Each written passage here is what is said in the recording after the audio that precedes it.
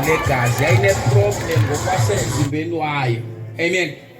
Andizoyi-understande ngabantwana kodwa ke yayigula. Amen. Yayinethombe legazi for 12 years. Iqonda unyaka ugula for unyaka. Nawe xa une-fever kanye wena wayekwingxaki enje iBhayibhile wachitha imali yakhe kumagqirha namaxhwele ezamana nempilo yakhe. Yaphela imali ezamana nempilo yakhe ibe right. Amen.